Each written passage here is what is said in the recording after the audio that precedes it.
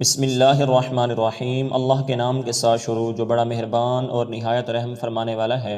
حضرت انس بن مالک رحمہ اللہ تعالی مرسلاً روایت کرتے ہیں کہ رسول اللہ صلی اللہ علیہ وسلم نے فرمایا، میں تم میں دو چیزیں چھوڑ کر جا رہا ہوں، بس جب تک تم ان دونوں پر عمل کرتے رہو گے تو کبھی گمراہ نہیں ہوگے، یعنی اللہ تعالیٰ کی کتاب اور اس کے رسول کی سنت۔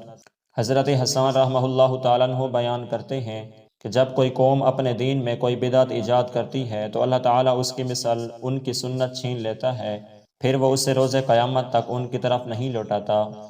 حضرت ابراہیم بن میسر رحمہ اللہ تعالیٰ عنہ بیان کرتے ہیں، رسول اللہ صلی اللہ علیہ وسلم نے فرمایا، جس شخص نے کسی بدعتی کی تعظیم و نصرت کی تو اس نے اسلام کے گرانے پر معاونت کی۔